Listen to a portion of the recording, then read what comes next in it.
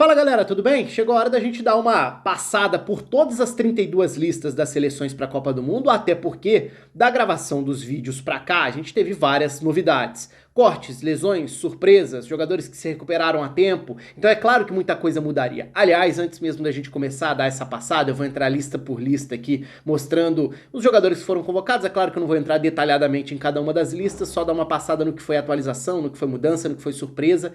Mas antes de qualquer coisa, eu preciso agradecer primeiro a enorme audiência e a repercussão também, a forma como vocês ajudaram a espalhar e podem continuar compartilhando os vídeos, indicando, recomendando e tudo, que é muito legal. Para mim, gravar essa série foi um desafio pessoal, claro, mas também é um complemento de anos tentando acompanhar o máximo possível de futebol em tudo quanto é parte do planeta. Então aquela coisa de não ter preconceito com qual região, de não ter barreira geográfica. É interessante em qualquer parte do mundo se a gente para acompanhar, para tentar viver um pouco mais de perto, o desenrolar ao longo de um ciclo inteiro. Então a Copa do Mundo é muito esse caráter de complemento, pelo menos é como eu vejo. É hora de despejar tudo que a gente conseguiu acompanhar ao longo de 4 anos. Então é muito legal ver esse tipo de recompensa com os comentários de vocês, com as visualizações, as curtidas, compartilhando, etc. Então, dito isso, vamos dar uma passada por cada uma das seleções, e algumas eu vou falar um pouco mais, em outras menos, porque algumas não tem muitas surpresas. Por exemplo, o Catar. E aí eu vou usar até as imagens que a FIFA colocou no seu Twitter, né, com as listas oficiais. É verdade que dessas listas oficiais pra cá já teve uma outra mudança, eu vou citar aqui a partir do momento que a gente chegar nessas seleções, e é claro que eu tô gravando esse vídeo na quinta-feira. Então, quinta-feira, dia 17. Pode ser que tenha mais mudança pra frente. Por quê? Porque as lesões podem continuar acontecendo, pode ter corte. As seleções podem convocar jogador, inclusive substituindo o eventual corte até o dia da estreia delas na Copa. Então é claro que pode ter mais mudança, mas já é, claro, um período muito mais curto para mudanças do que os da gravação, já que eu gravei os vídeos entre outubro e início de novembro também, que era o tempo que daria para fazer essas 32 seleções. No Catar, sem surpresas, como eu falo no vídeo lá do Catar, é um grupo que já estava muito fechado e nem é um grupo numeroso, nem dava para imaginar grandes surpresas aqui não, porque afinal de contas o Catar já trabalhou com um grupo fechado na maior parte do ciclo. Então, seguindo no grupo A, vamos falar da Holanda. A Holanda, sim, teve grandes surpresas. Eu cheguei a colocar o Cillessen como titular no vídeo da Holanda e o Cillessen acabou nem convocado. Eu até comento na época que a Holanda tinha uma disputa muito aberta no gol e aparentemente, pelo que disse o Van Gaal,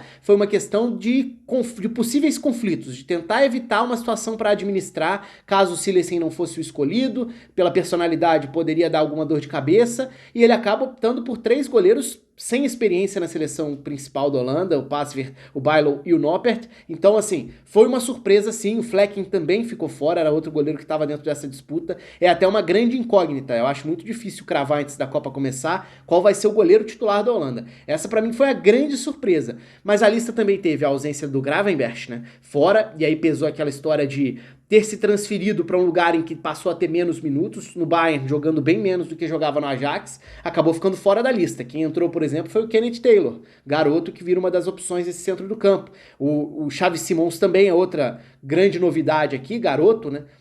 Fazendo uma boa temporada, entra nessa lista. E Malen e Danilma, também jogadores que ficaram fora, são outros destaques interessantes aqui numa lista que acabou optando por levar 2 centroavantes, embora a Holanda geralmente parta de uma formação sem um centroavante de fato. Jansen e Weghorst servem como alternativas dentro dessa defesa. E é claro que tem outro ponto aqui que nem vale muito a pena eu ficar entrando, que são as preocupações com o estágio físico dos jogadores. Porque lesões, desconfortos, sustos em treinos, isso vai acontecer. Então, por exemplo, o Dumfries.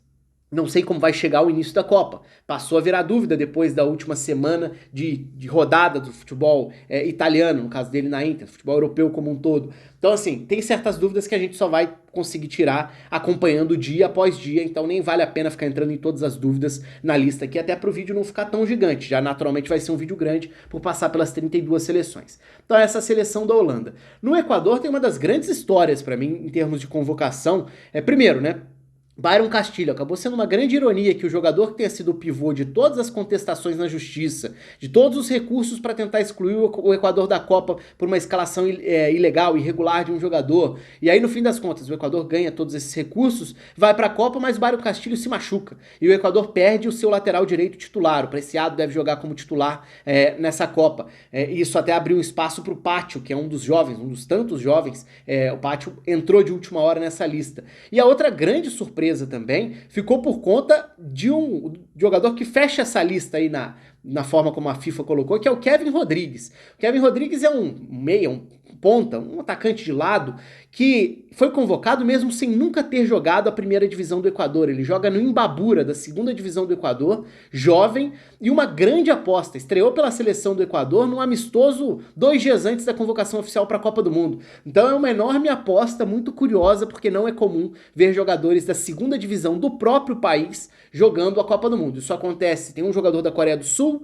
tem 2 jogadores, um deles goleiro, na Arábia Saudita, mas aí até é um caso muito particular, porque é do Al Ahly da Arábia Saudita, que não é um clube de segunda divisão, embora tenha disputado, tenha caído para a segunda divisão. Então, assim, é um clube acostumado a jogar a primeira divisão. E aí é natural que tenha jogadores relevantes para sua seleção. É diferente do caso aqui do Imbabura, que é o clube do Kevin Rodrigues. Então essa para mim foi a grande história. E um outro detalhe importante foi o Equador conseguindo superar outras lesões, né? A Arboleda chegou a jogar minutos, parado desde junho, jogou minutos nesse amistoso aí a 2 dias da convocação, tá no grupo para a Copa do Mundo, vamos ver em relação a ritmo, já que perdeu praticamente um semestre de uma grave lesão, mas já é uma surpresa para mim ele ter se recuperado a tempo de fazer parte do grupo do Equador.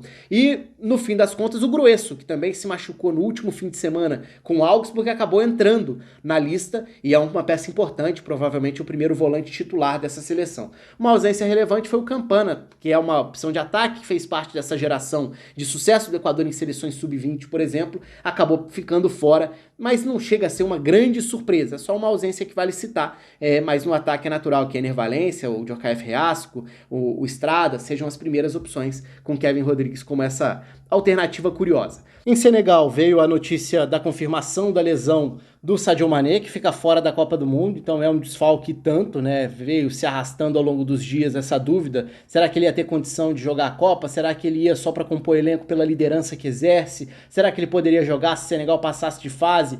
E aí no fim das contas veio a confirmação da lesão, com ele realmente fora, um desfalque tremendo para a Copa, né? Um dos principais nomes assim do futebol africano, a grande referência técnica da principal seleção da África dentro do ciclo, uma seleção que chega com ambições dentro da Copa do Mundo e aí perde de maneira realmente um baque tanto. Mas Senegal já tinha tido outras novidades na lista, porque a ausência do Saliou Ciss, que foi um tema até que eu falei no vídeo também, era um lateral esquerdo titular, importante, fundamental na conquista da Copa Africana, já tinha recebido o alerta no meio do ano, em setembro, quando o Aliou Cissé não o convoca, falando que não convocaria um jogador sem clube para a Copa do Mundo. Ele não arrumou clube, então na temporada europeia até aqui, sem jogar, sem clube, acabou ficando fora. Então já era uma possibilidade que eu tinha comentado no vídeo e acabou se confirmando. Então o lado esquerdo inteiro de Senegal deixa de existir, né? Que era o lado forte, com Saliou Ciss e Mané, os dois principais criadores de jogadas, muitas vezes em aproximação entre os dois também, na Copa Africana de Nações. Então baque duplo para Senegal. Mas, claro, nada se compara à perda do Mané. E o Nicolas Jackson foi uma novidade, né? Acabou entrando na seleção, ele que iniciou a temporada tendo minutos no Villarreal, uma opção a mais para um ataque que agora vai precisar suprir a carência do principal jogador dessa seleção, o que evidentemente não tem muita saída, né? Porque não tem um substituto exato. Antes até da gente entrar no grupo B, acho que vale falar um pouco sobre a questão das lesões, porque muita gente tem me perguntado no próprio Twitter, onde eu tô mais ativo aí, fica o convite pro pessoal lá, Oliveira Rafa é @ no Twitter para quem não me segue, muita gente tem falado, essa Copa é a Copa com mais lesões? É a Copa que tá trazendo mais essa sensação? Eu acho que ela é muito particular pelo momento da temporada, o momento do ano, então ela traz um pouco dos dois mundos. Em que sentido? Os jogadores vão chegar no melhor nível de preparo do que nas Copas anteriores, não tem a bagagem de uma temporada inteira, do desgaste físico, psicológico, que chega de jogadores que decidem uma Champions, por exemplo, 2, 3 semanas antes do início de uma Copa do Mundo, o desgaste que vem de uma temporada inteira. Geralmente os jogadores chegavam mais estourados na Copa do Mundo. Então dá pra dizer que os jogadores estão no melhor estágio de preparação para essa Copa do Mundo.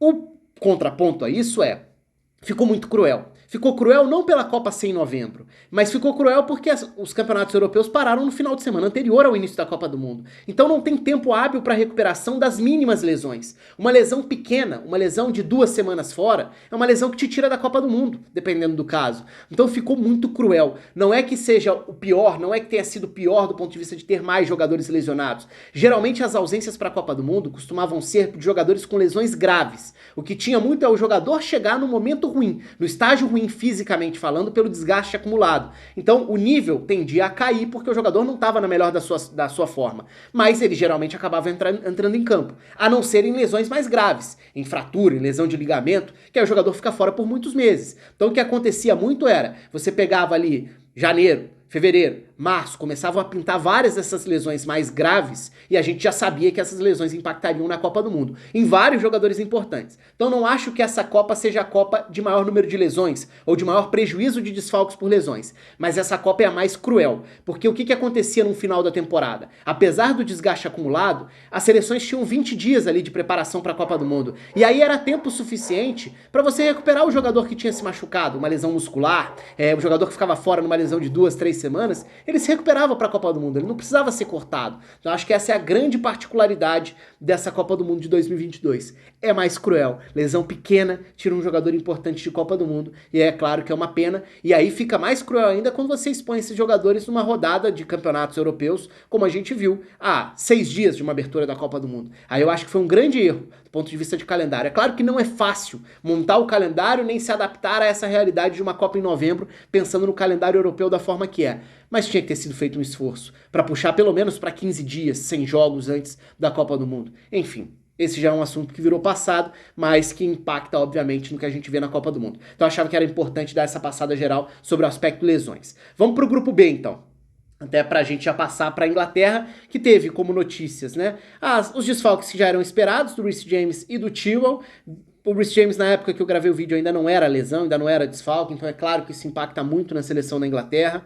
Isso acabou tornando natural a convocação do Alexander-Arnold e também forçando a entrada do Ben White, embora ele não tenha sido convocado em setembro, ele faz parte desse grupo. Para mim, o grande pecado e para mim um erro crasso dessa administração desse ciclo foi o Tomori ficar fora. Porque aí é muito aquela ideia de olhar apenas para o que acontece dentro do próprio campeonato, que é algo histórico, cultural da Inglaterra. O Tomori é um zagueiro que conseguiu se desenvolver, ter minutagem, ter espaço, ter importância no Milan, sendo campeão italiano, e na seleção inglesa, que tem uma carência na zaga, ele não faz parte do grupo, não faz o menor sentido, não tem cabimento. O Tomori era um zagueiro que poderia ser titular da Inglaterra na Copa do Mundo e acaba ficando fora do grupo. Para mim é a grande aberração dessa lista. Que acabou tendo como uma notícia importante o James Maddison entrando no grupo. Quem fica fora, no fim das contas, é o Ward-Prowse. O Kyle Walker, mesmo se recuperando, correndo contra o tempo, tá no grupo e é um jogador importante, até para aquelas variações 3 zagueiros, linha de 4, como eu falo no vídeo. E o Callum Wilson acabou entrando como uma opção de ataque ao Harry Kane. O Sancho ficou fora, não chegou a ser uma grande surpresa, porque ele já tinha perdido espaço. O Rashford fica dentro, o Sancho fica fora, quem acaba ficando fora também é o Tammy Abraham. Então esses alguns dos destaques da convocação da Inglaterra. No país de Gales, alguns desfalques também impactados por lesões, né? O Norrington Davis, Tyler Roberts, mas jogadores reservas da seleção. O Joe Allen foi convocado mesmo lesionado, é um jogador importante pela experiência, para ser titular se estiver bem fisicamente. O país de Gales sofreu com muitas lesões no mês de setembro, principalmente naquele período da data FIFA, e aí ficou uma seleção muito desfigurada, como eu falo no vídeo. Indo para a seleção dos Estados Unidos, vários temas polêmicos nessa lista dos Estados Unidos, né?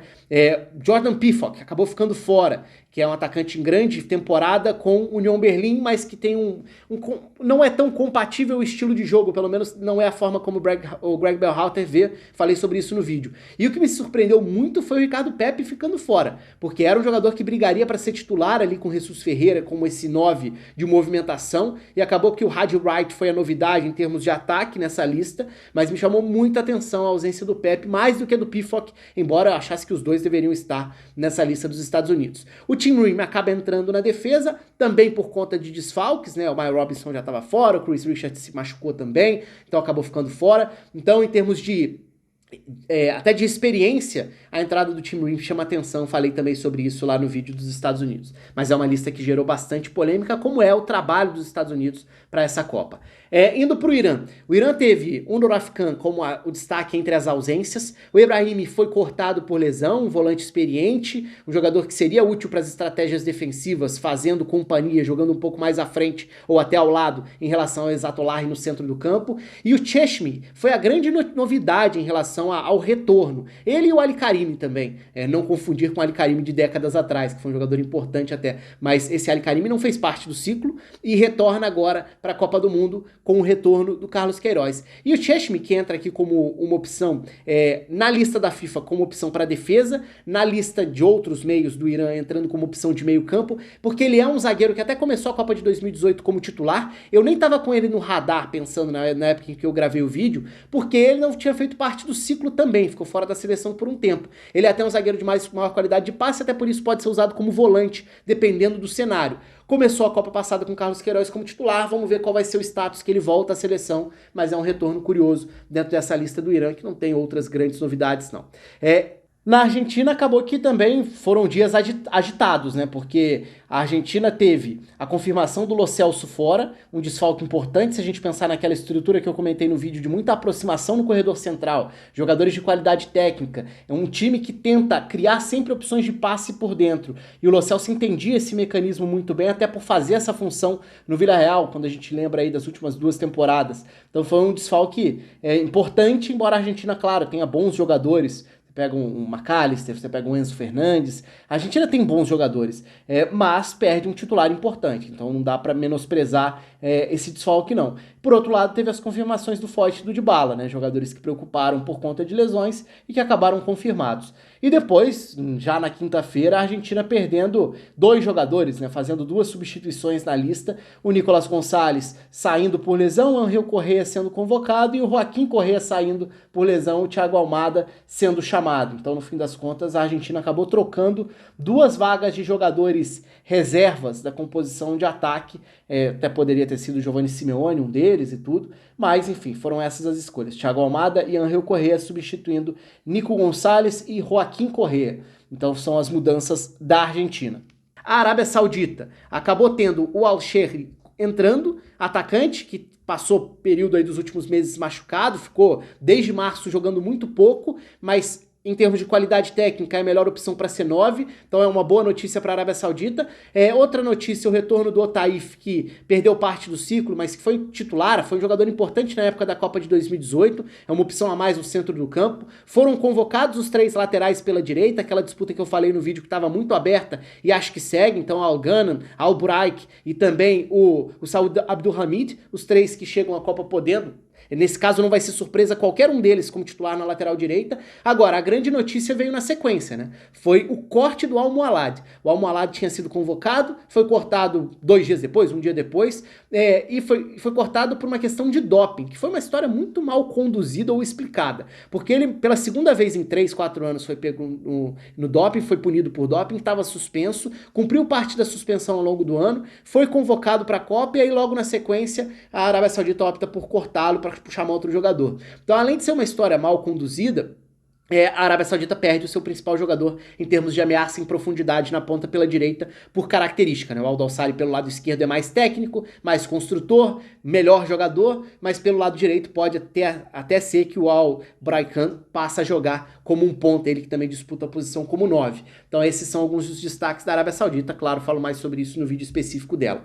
Indo pro México. O México acabou tendo Ochoa e Guardado confirmando a presença na 5ª Copa do Mundo de cada um deles. O Lainez fora por opção técnica. O Tecatito Corona, que corria contra o tempo, acabou sendo descartado, é um desfalque de peso.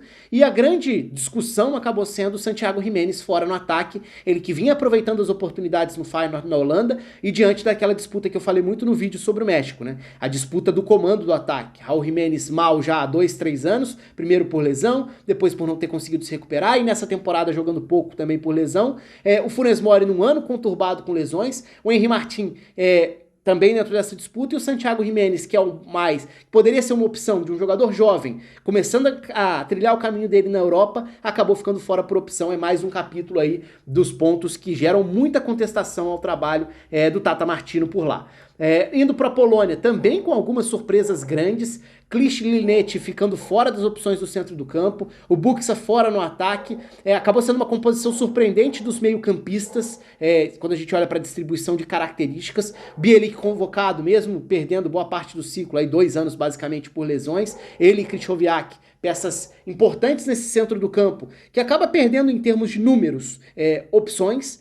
Não sei se isso pode sugerir talvez um Zielinski jogando mais recuado com mais frequência, enfim. Goralski e Moder já estavam fora por lesões já mais longas antes. E no fim, acabou que na última semana, né, na última rodada do campeonato italiano antes da Copa, o Dragovski sofreu uma lesão muito séria no jogo do Spezia, foi cortado. O Grabar é quem entra para completar os goleiros, né? O Skorupski é o reserva do Szczesny, que é o titular. Então essa é a lista da Polônia também com surpresas, com pontos importantes para a gente destacar.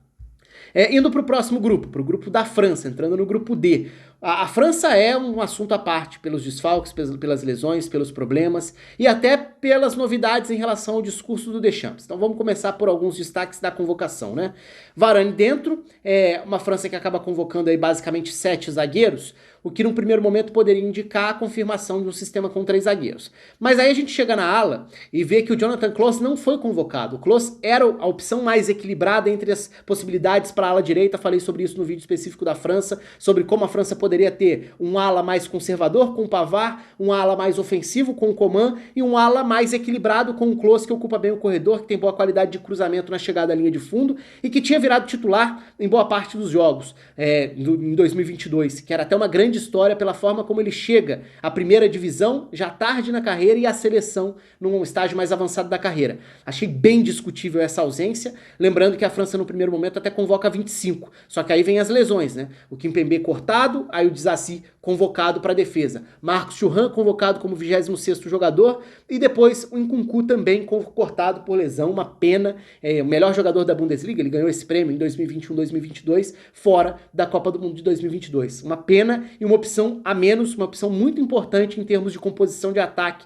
para um jogador que poderia vir do banco e desequilibrar. Kolomuani acabou sendo convocado, uma justa recompensa a um jogador que está muito bem no Eintracht Frankfurt, sendo um 9 de movimentação que abre espaços, que dá assistências, que cria jogadas. E claro, talvez a grande notícia da convocação da França tenha vindo na sequência da coletiva do Deschamps, porque aí ele fala que a ideia dele a partir da lista é usar linha de 4 e não 3 zagueiros. Isso é uma surpresa, porque a França passou essa reta final de ciclo jogando com 3 zagueiros quase sempre, porque na minha visão é um sistema que encaixa bem algumas das virtudes da seleção. A começar pelo perfil dos seus zagueiros, o perfil dos seus zagueiros que é um perfil de construção, de avanço, de capacidade de conduzir a bola da defesa para o ataque, de velocidade também para fazer esse papel, por exemplo, com o D de um lado, Lucas Hernandes do outro. São zagueiros que encaixam muito bem num trio, podendo ter essa liberdade pelos lados do campo. Mas, no fim das contas, veio o discurso de que a França vai jogar com linha com 4.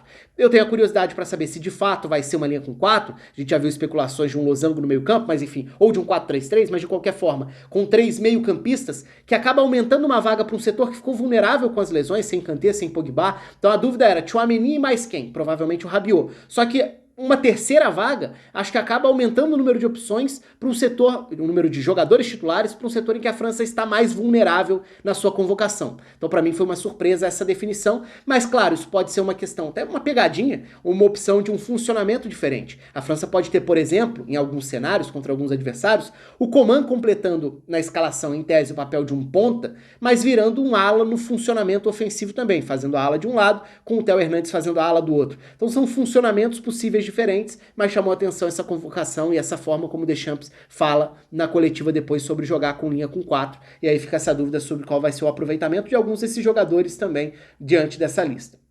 Indo para o próximo, Dinamarca. Dinamarca até convocou parcelado, né? Convocou 21 primeiro e depois outros 5. Nos 5 restantes entraram Juraj Poulsen e Norgard, peças importantes em termos de experiência na seleção. Juraj Poulsen acho que tem muito a ver com poder jogar como ponta ou como 9, dentro da versatilidade das opções de ataque. O Norgard foi importante na época da Euro, alternando o time para 3 meio-campistas, sendo um primeiro volante de distribuição de passe longo também. Estava se recuperando de lesão, então foi importante ter entrado na última rodada do Brentford para mostrar que estava apto a ser convocado. É uma composição interessante de lista também, porque acabam que são só 4 zagueiros de ofício, para uma seleção que pode tranquilamente jogar com 3 zagueiros.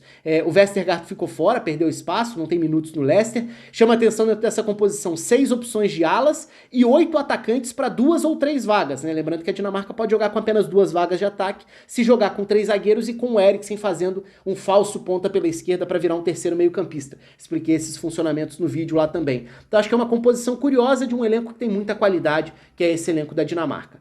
Dando sequência a esse grupo, a Tunísia acabou tendo uma surpresa na reserva da lateral direita, né? Se a gente pensar que o Drager é o titular da lateral, o Keshrida foi convocado, não fez parte dos últimos anos aí no ciclo e acaba ganhando espaço que poderia ser do Valeri, recentemente naturalizado. Matluti, que foi lateral do Zamalek, bicampeão egípcio aí nesses últimos anos, que tinha sido resgatado na lista também agora no meio do ano, então foi uma surpresa. E a ausência principal, o Cauí, que era a opção de meio campo, acho que é a grande ausência em relação aos outros nomes do meio para frente, mas sem tantas surpresas assim na Tunísia. A Austrália, sim, teve algumas surpresas consideráveis, né? O Harry Souttar, convocado, apesar de sem jogar um ano por conta de uma lesão grave, zagueiro importante se tiver condição para o jogo aéreo, falei sobre isso no vídeo da Austrália, e as ausências foram importantes aqui, né? O Sainsbury não foi convocado e era o zagueiro mais técnico, embora tenha tido um ciclo de muita dificuldade para se consolidar nos clubes, para ter minutagem, e isso fez com que ele perdesse espaço também, mas mesmo assim achei surpreendente. O Taggart fora, uma opção que brigava em tese para ser titular no ataque com o McLaren, com o Duke também, então acabou sendo surpreendente na minha visão a ausência do Taggart. E o Rogic, que não foi exatamente uma surpresa, mas é uma espécie de um baque, porque ele já teve um ano conturbado, chegou a ficar fora de lista, chegou a pedir dispensa por problemas pessoais, não estava participando tanto dessa reta final de ciclo e acaba ficando fora, embora fosse o 10 mais técnico que a Austrália pudesse ter à disposição, acabou ficando fora. Então a Austrália teve surpresas pelas ausências, muito mais do que pelos convocados em si. Indo para o próximo grupo, entrando na Espanha. A Espanha tem, natural, falei sobre isso no vídeo também, naturalmente a convocação da Espanha seria uma das que mais gerariam contestações, porque é o perfil do Luiz Henrique, ele deixa claro que vai convocar quem ele conta, dentro das convicções dele. Então não tem grande surpresa em ter discussão. Acho que a grande surpresa, não é surpresa na verdade, acho que a grande discussão pode ser em cima do Thiago. O Thiago acho que é uma ausência considerável de um jogador que poderia acrescentar uma qualidade, uma característica diferente para o centro do campo, embora a Espanha tenha boas opções nessa faixa central. O Guillamón, convocado como quarto zagueiro, acabou surpreendendo de certa forma, nem tanto pela ausência do Sérgio Ramos, mais pelo Inigo Martínez, que fica fora. No fim das contas, Ansu Fati e Nico Williams dentro dessa lista. Quem acabou ficando fora também foi o Marcos Alonso, dentro de uma disputa que estava aberta ali. O Alba, embora jogando bem menos no Barcelona, mas com a confiança do Luiz Henrique, e o Gaiá convocado para ser, teoricamente, esse lateral esquerdo reserva. Então é uma seleção que naturalmente gera discussão, mas que eu acho que não tem grandes novidades, assim. Por exemplo, muita gente falou do De Gea, nenhuma chance, não era um nome para estar nessa lista, e o Unai Simon é o titular já há bastante tempo também, então nem acho que tenha sido uma surpresa. Indo para a Alemanha teve boas notícias também, boas no sentido de muita movimentação aqui de notícia. Mario Götze de volta depois de muito tempo, mas fazendo uma boa temporada, legal ver o jogador de volta a esse nível também. O Hummels confirmado fora não foi uma surpresa, já estava claramente fora dos planos do Hansi Flick. E o próprio Bela Kotchap tinha sido convocado pela primeira vez em setembro, já indicava essa possibilidade, né, de cravar o Hummels fora. Foi o que aconteceu. Uma novidade importante na lateral esquerda, o Gosens ficando fora e o Günther entrando. O Günther provavelmente como reserva do Raum, eventualmente disputando posição na lateral esquerda. Foi uma mudança de última hora, digamos. Marco Reus fora mais uma vez por lesão, uma pena, né, uma sina na carreira dele, perder competições importantes pela seleção. E o ataque com as duas novidades no fim das contas, né? O Timo Werner já estava machucado, estava fora, isso abriu um pouco mais de espaço.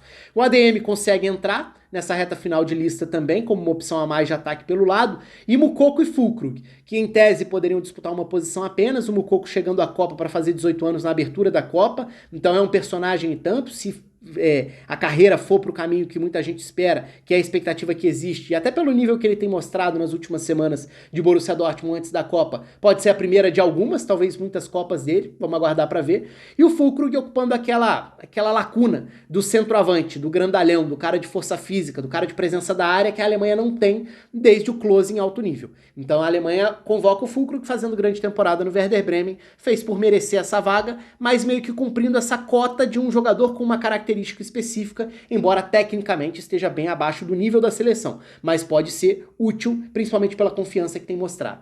Dando sequência à lista, chegando no Japão, né? O Japão teve o Nakayama fora por lesão, né, até cortado antes, até da própria definição ali das listas oficiais, então foi bem lá atrás até, mas acabou perdendo uma opção para a lateral esquerda, onde teoricamente teria essa disputa com o Nagatomo, que tende a ser o titular absoluto agora. Haraguchi e Hatate fora no meio campo, dois meio-campistas de idades diferentes, características diferentes. O Reo Hatate, um nome importante dessa renovação e é um jogador que poderia, pela qualidade, até merecia estar dentro desse grupo, acabou ficando fora. O Haraguchi perdeu espaço ao longo dessa última temporada e acabou ficando fora até da lista. A grande surpresa foi o ataque, porque na época eu gravei falando sobre como o ataque tinha uma disputa muito indefinida entre vários jogadores. No fim das contas, ficaram fora dois dos grandes candidatos à titularidade. O Furuhashi, que em termos de nível recente com o Celtic, talvez fosse até a opção para chegar mais embalado à Copa, para ser o 9 do Japão, e o Osako, que fica fora também da lista. Esse sofreu com lesões recentemente, chegou a ficar fora da lista de setembro, mas é aquele jogador que, por serviços prestados em termos de experiência com a camisa da seleção, talvez fosse até uma opção meio natural, embora não fosse tão convincente assim, mas poderia ser o 9 titular do Japão na Copa do Mundo. Indo para Costa Rica, sem grandes surpresas, o Gamboa fora já era algo anunciado, um lateral experiente, um dos poucos jogadores com experiência atualmente, até no futebol europeu nas grandes ligas, jogando na Alemanha, mas já tinha ficado claro que não seria convocado. E quem retorna de lesão, ficou bastante tempo fora ao longo de 2022 e entra na lista, é o Matahito, opção principalmente pelo lado esquerdo. Mas fora isso, aquela mescla que eu falo no vídeo da Costa Rica entre jogadores jovens e outros bem veteranos, naquele resgate do que a Costa Rica fez na Copa do Mundo de 2014 aqui no Brasil.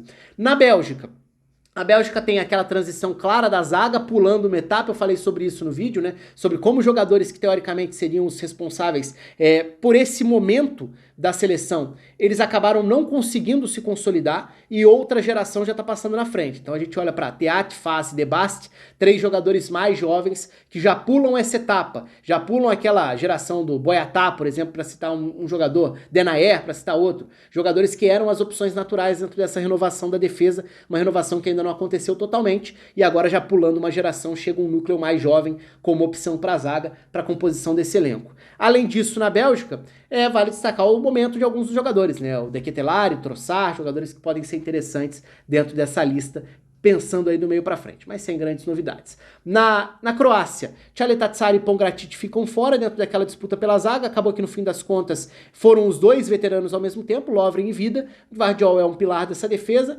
é uma defesa que tem renovação, é um meio campo de muita qualidade, e na Croácia acaba ficando fora o Rebic, que não foi bem uma notícia, falei sobre isso no vídeo também, ele já estava fora dos planos, até primeiro pelas lesões que sofreu ao longo dos últimos anos, e segundo também pelo próprio relacionamento com o Zlatko Dalic, então era esperado que ele não fizesse parte do grupo. Então a Croácia sem grandes novidades também em relação à sua lista. Indo para Marrocos, tem as estrelas, né, que era a grande expectativa depois da troca de comando. O Agüer foi convocado para a zaga, mesmo perdendo todo esse início de temporada por lesão.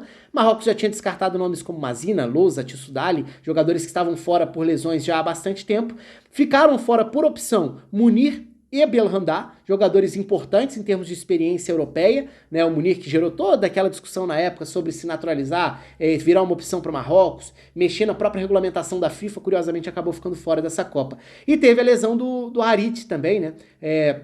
O Harit ficou fora na lesão que ele sofreu no domingo no Campeonato Francês e depois acabou cortado. O Anas Zarouri foi chamado para a vaga dele. Então nessa lista até tá o nome do Harit no meio campo, mas ele foi cortado por conta de uma lesão que ele sofreu no Campeonato Francês. Fechando esse grupo, o Canadá, o Daniel Henry acabou sofrendo uma lesão também no aquecimento do último amistoso do Canadá antes da lista, uma pena. É um jogador que tinha experiência nessa defesa, provavelmente não seria o titular, mas era um jogador que acaba perdendo. Por falar em experiência, o Atiba Hutchinson, né, dentro com 39 anos, capitão da seleção, um ano difícil, praticamente não atuou dentro dessa temporada por lesões, mas tá no grupo, que é muito legal como recompensa a essa geração anterior que sofreu e que nem sonhava em chegar à Copa do Mundo. Crepô, goleiro reserva, acabou ficando lesionado fora também. O Waterman foi novidade na defesa.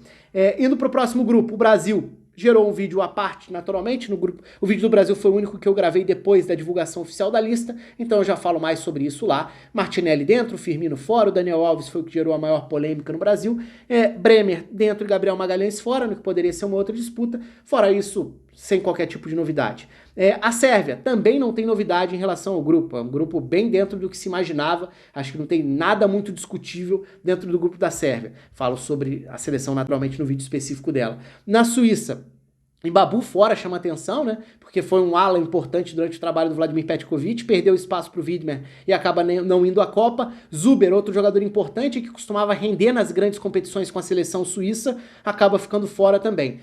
O Jachari e o Rieder como novidades, jogadores que entram nessa lista na reta final, e 4 goleiros. Não foi a exclusividade da Suíça, mas a lesão do Sommer deixou esse alerta ligado, até pela temporada que ele vinha fazendo, como titular absoluto que é. Vamos ver como vai ser a condição dele para a Copa do Mundo. E Camarões com novidades, talvez Camarões tenha tido dos grandes choques em relação à lista, na minha opinião, foi a ausência do Ngade Ngadjoui na lista, porque foi um zagueiro titular absoluto no ciclo e que de repente fica fora da lista para a Copa por opção. Essa foi uma das grandes bombas das listas, na minha opinião. O Mbomou confirmado, né, se naturalizou recentemente, estreou na seleção em setembro, uma alternativa de ataque, e o N'Koulou dentro, que era uma opção até que eu já cogitava no vídeo quando eu gravei sobre Camarões, falando justamente sobre esse resgate de um jogador mais experiente, que era algo que o Rigobert Song poderia fazer, eu só não imaginava que seria na vaga do Ngade Ngadjoui. Então, essa pra mim é a grande bomba da seleção de Camarões. E indo para o último grupo, pra gente fechar, Portugal já conhecia algumas lesões, né, especialmente do Diogo Jota. O André Silva entra, acho que em termos de composição para o ataque acabou sendo algo que chamou atenção, né, o fato do Gonçalo Ramos e do André Silva terem sido chamados, além do Ricardo Horta, opções para o ataque. Talvez muita gente esperasse a seleção de Portugal com outra composição de distribuição dessas vagas no ataque, por exemplo, o Gonçalo Guedes, mas então o André Silva acaba entrando, é uma alternativa eventualmente até para jogar junto com o Cristiano Ronaldo, colocando um segundo centroavante de fato, e o Antônio Silva confirmado como opção dentro da defesa, sem grandes surpresas na seleção de Portugal como um todo. O Uruguai tem algumas outras notícias importantes, né? Ronald Araújo, convocado, confirmado, se recuperando. Eu não imaginava que ele estaria apto para jogar a Copa do Mundo, me chamou a atenção. Na época do vídeo eu até gravei falando que eu não imaginava ele. Se ele tiver condição de jogar a Copa em bom nível, sobe o nível da linha de defesa, seja como zagueiro ou lateral direito. O Godin confirmado, acho que aí tem muito da experiência, da liderança de um símbolo da geração anterior. Não sei em que nível físico e nem técnico, porque ele já vem mal há algum tempo, mas vamos ver como o Uruguai vai compor a sua defesa titular diante dessas novidades. E a outra grande novidade para mim, eu tinha colocado como titular até na seleção, Damian Soares na lateral direita. Concorrendo com o Varela, é verdade, depois da lesão do Araújo, que inicialmente parecia que seria o lateral direito titular, e sofre a lesão, e aí essa disputa na direita ficaria entre Damian Soares e Varela. Com o Varela jogando pouco no Flamengo e o Damian Soares mais experimentado até nesses últimos tempos de futebol espanhol, eu imaginava o Soares como titular. E ele fica fora até da lista, isso para mim foi uma grande surpresa. E acho até um pouco cruel e até incoerente, porque o Damian Soares sofreu uma sobrecarga muscular 10 dias antes da lista para a Copa do Mundo. Mas ele ficou como desfalque por uma semana, basicamente, uma semana e meia. Então, assim, ele já estava apto a voltar a jogar, não é muito por uma questão física, embora a notícia que tenha circulado tenha sido por lesão e algo do tipo. Mas me chamou muita atenção, porque aí você convoca um Araújo que está se recuperando de uma lesão muito mais grave, um Godin que praticamente não joga o ano inteiro. Então é claro que cada jogador tem um status e dentro disso você vai criando critérios diferentes também para colocar na balança. Mas me chamou muita atenção essa escolha da linha de defesa do Uruguai. Muita gente deu falta do Piquerez, acho que é uma questão muito da gente acompanhar no futebol brasileiro. A disputa dele era com o Matias Vinha como reserva, provavelmente, da lateral esquerda, que tem o Matias Oliveira como titular. Não acho que tenha nada muito gritante em relação a essa opção. Poderia ter escolhido pelo Piquerez, mas acho que não é nada que mude muito. Então essas são as principais notícias, né? Ainda em relação ao futebol brasileiro, né? O Terans fica fora, acho que era natural, diante das opções da composição do meio campo. Quem acaba entrando muito mais por característica do que por nível é o Canóbio, né? Que caiu de produção, não termina bem a temporada no Atlético Paranaense, mas entra como uma opção, teoricamente, para ser um reserva abrindo o campo pelo lado direito, na vaga que teoricamente é do Pelistri, se começar por ali. Embora o Nico de la Cruz possa jogar nessa função também. Facundo Torres, outro nome que vale destacar nessa lista. Enfim, essa a lista do Uruguai. Na Coreia do Sul, no vídeo eu falo sobre a lateral direita, sobre como era uma posição mais aberta até em relação às as possibilidades, eu falei do Kim Moon-hwan e do Kim Tae-hwan, os dois foram convocados. Quem não foi o Lee Yong, titular na maior parte do ciclo, acabou ficando fora mesmo da lista final do Paulo Bento. E chama atenção nessa lista também a presença do Lee Kang-in, que era a dúvida que existia, se ele seria chamado, a resistência que o Paulo Bento tem em relação ao garoto que foi MVP do Mundial Sub-20, quando a Coreia foi vice-campeã mundial. Então é um jogador talentoso, tem tido bom desempenho no Campeonato Espanhol essa temporada. E para fechar, Gana, fechando esse grupo H, Gana com muitos problemas, né? Gana arrebentou meu vídeo, basicamente. Por quê? Porque já era uma seleção difícil de prever, era uma seleção repleta de novidades de jogadores que recentemente tiveram a nacionalidade, ou jogadores que estavam chegando agora por outros motivos, como o Salisu Prazaga, por exemplo, que já era, ele nasceu em Gana, mas não era convocado, chegou esse ano e tudo. Só que no fim das contas, as lesões de última hora, né? Gana perdeu seu goleiro titular, o Wollacott, goleiro que joga na terceira divisão inglesa pelo Charlton, que sofreu uma lesão no dedo no aquecimento da última rodada antes da paralisação para a Copa do Mundo, e o Idrissou Baba, que era um volante titular. Eu até falo sobre isso no vídeo, né, sobre como ao longo do ano a Gana quase nunca teve ao mesmo tempo seus dois principais volantes, o Idrissou Baba e o Thomas Partey, e não vai ter na Copa também. Então assim, se já era uma grande incógnita essa formação de um conjunto, fica ainda mais agora quando a gente olha para essa lista que tem novidades pelas ausências, pelas lesões e até novidades pelos jogadores que foram chamados. Então se a gente for pensar, o Afenagian, que foi titular ao longo de parte do ano, fica fora no comando do ataque, acho que isso reforça a ideia do Iñaki Williams como um 9 mesmo, e é um jogador mais pronto para ser 9, mas o Afenagian fora da lista me chamou muita atenção. Entre os recém-naturalizados, né, o Lamptey tá dentro, o Semenyo é a opção do ataque, o Iñaki Williams que eu já falei, e novidades mais recentes, né, sendo chamados aí de última hora para a Copa, o Soa, jogador de frente, que foi chamado, jogando inclusive Champions, né, atuando no futebol belga, e o Salis Abdul Samed como novidade no centro do campo também. Então Gana foi uma seleção que teve novidades para um time que já era difícil de definir bem nessa última semana, basicamente, pré-Copa do Mundo. É isso, e assim a gente termina essa passada pelas 32 listas das seleções para a Copa do Mundo, de certa forma atualizando um pouco do que eu tinha feito nos vídeos. É claro que eu não entraria aqui para falar seleção por seleção calmamente, porque isso já teve o tempo direcionado nos vídeos específicos das seleções. Nos próximos dias, vamos ver se eu consigo fazer live aqui, ainda pré-Copa também, durante a Copa, não sei exatamente como vai ser a questão de disponibilidade de horário pela rotina também. Para quem pergunta, estarei todos os dias de manhã às 9 da manhã no UOL, estarei todos os dias à noite no Band Esportes, no programa às 8 da noite, estarei em transmissões de jogos na Rádio Bandeirantes também, estou em vídeos no site, nas redes sociais do site 90 Minutos também, com vídeos sobre as seleções, com vídeos sobre jogos, sobre curiosidades, enfim.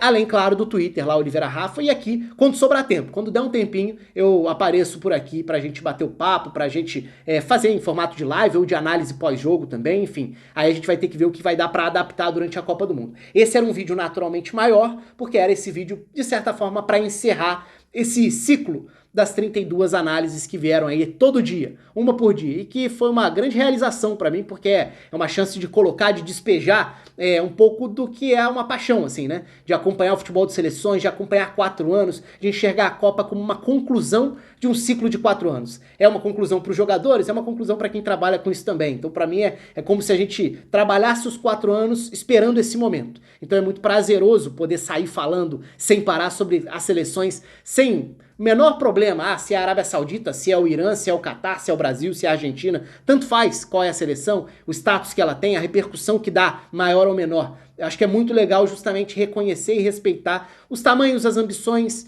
as histórias, e cada uma tem a sua, né? Tem tudo isso. Enfim, um abraço pra todo mundo, obrigado mais uma vez por todo mundo que acompanhou, que maratonou, e olha que foram horas, hein? Com esse vídeo aqui vai passar de 10 horas, inclusive, todo esse pacote pré-Copa do canal. Muito obrigado, um abraço pra todo mundo e até a próxima.